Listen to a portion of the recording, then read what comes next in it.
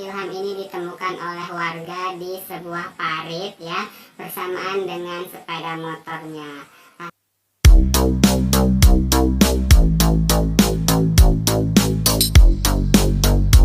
Everyone, balik lagi di channel Muara Sungai.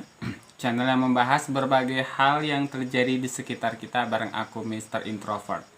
Adapun di video pembahasan kali ini aku akan membahas mengenai kronologi meninggalnya seorang siswa SMP di Lubuk Pakam yang pada awalnya disebut sebagai korban kecelakaan lalu lintas.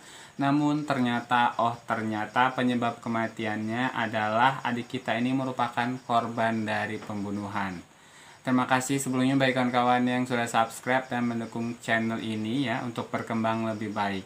Aku akan langsung membahas mengenai kasus ini ya, yang pembahasannya aku rangkum dari beberapa sumber yakni dari Tribun News, Mistar ID dan beberapa portal media lainnya.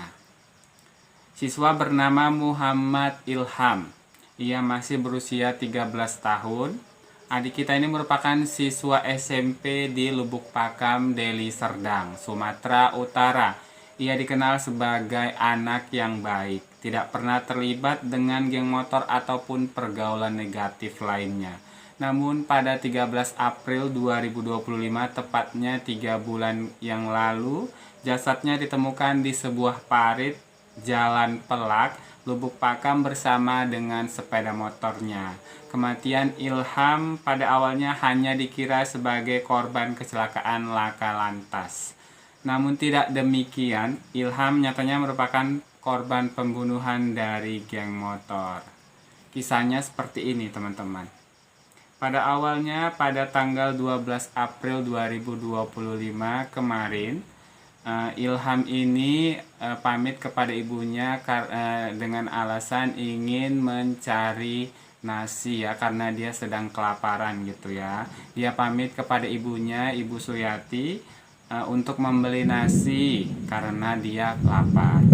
Namun Ilham ini tidak kunjung kembali setelah lama ya. Setelah dari pamitnya itu katanya pukul 6 sore sampai malam, Ilham ini ternyata tidak pulang-pulang gitu. Dan keesokan harinya pada tanggal 13 April 2025 jasad Ilham ini ditemukan oleh warga di sebuah parit ya, bersamaan dengan sepeda motornya.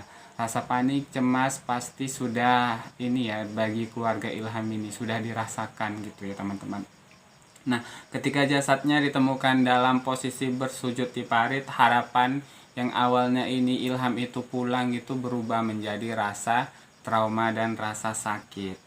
Tidak ada bercak darah di lokasi teman, yang semakin menguatkan dugaan bahwa ia dibunuh di tempat lain sebelum jasadnya dibuang di parit.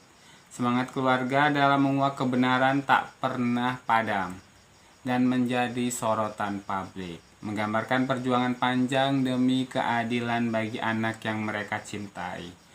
Kurang lebih 2 minggu kemudian, tepatnya pada tanggal 5 Mei 2025, polisi melakukan olah TKP yang disaksikan oleh keluarga korban.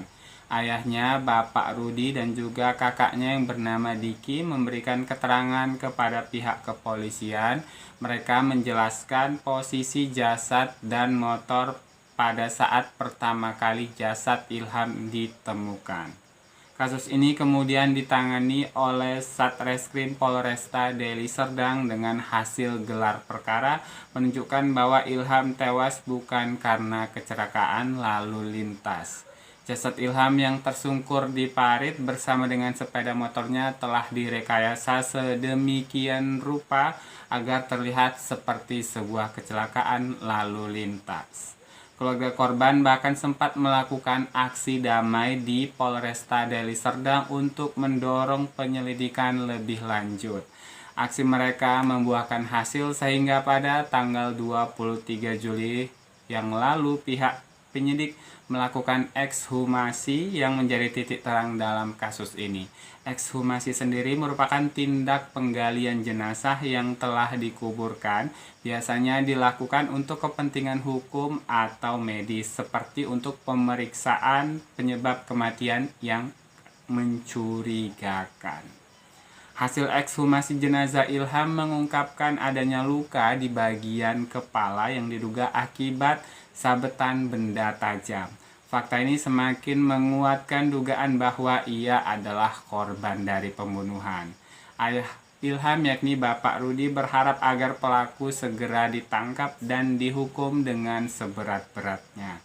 Pengacara keluarga yakni Bapak Boyle F. Sirait menegaskan bahwa hasil dari ekshumasi harus transparan dan terbuka untuk publik. Itulah tadi informasi seputar meninggalnya adik kita Ilham yang dikira merupakan korban kecelakaan lalu lintas, padahal adik kita ini adalah korban dari pembunuhan dan sekarang ini sedang terus diselidiki.